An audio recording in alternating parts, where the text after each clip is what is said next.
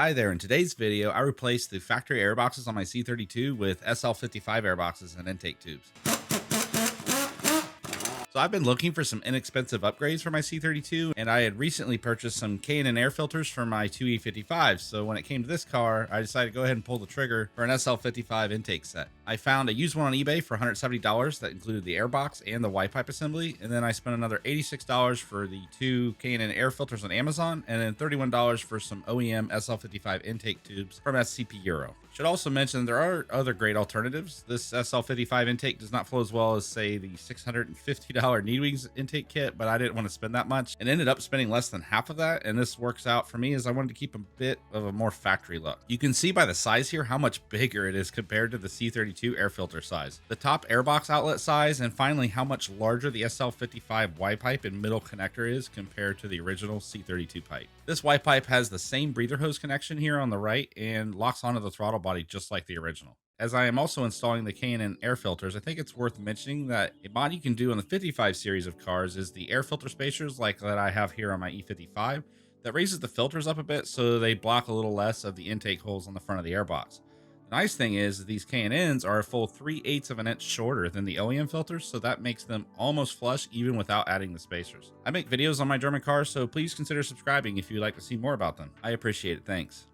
Okay, on to the install. After removing the factory air boxes and Y pipes, I unplugged the throttle body connector to give a bit more room to install the larger Y pipe as it has a snug fit, but a little wiggling and it locked right in. Of course, after locking it in, go ahead and reinsert the connector and get the wire managed.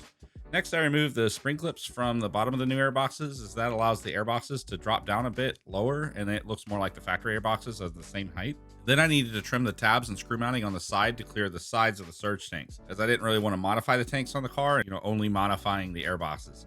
I then made these two brackets made out of 3/4 inch by 1/8 inch aluminum strips. Passenger side strip was about 2 inches long and it was only about 4 inches long for the driver's side. I then riveted those onto the airboxes in order to reattach the front spring clips because they slide right onto the end, so they could lock on and hold the airboxes in place at the factory rubber mounts.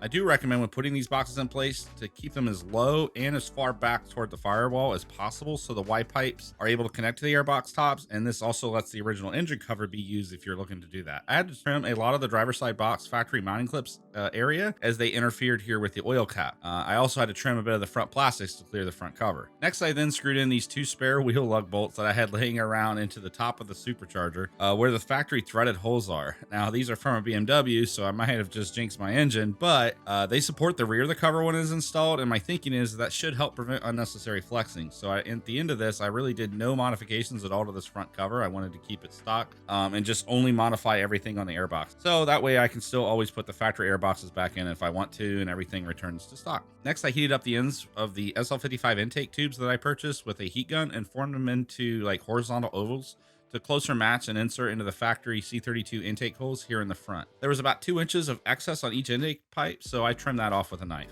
I then placed an extra bolt through each of them on the end here for extra insurance, just to make sure they wouldn't slide any farther through the front and disconnect from the airboxes.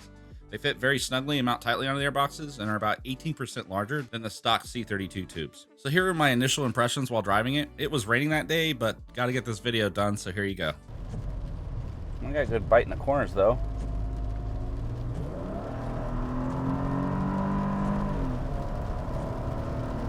That pulls good. Pulls real good.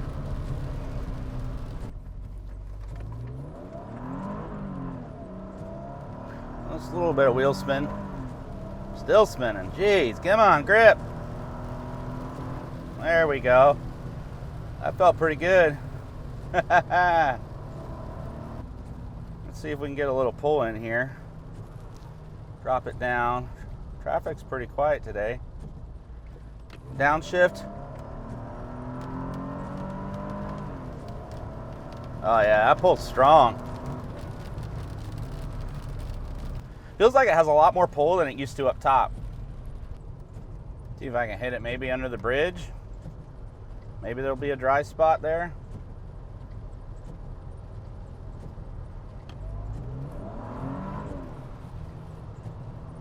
Nope. Definitely not. All right, so in summation, I have now driven it several days, and I think it pulls more smoothly up top, and a good old butt dyno says it feels to have more power as well. Also, I noticed the supercharger whine is a bit louder as well, so that's a nice bonus. It's also like it because of the K&N air filters, as my Supercharged V6 E55 also got a bit more supercharger noise after I installed the K&Ns on it. So that pretty much wraps it up for this install. Thanks for watching, and I hope you enjoy your ride as much as I do mine. Bye for now.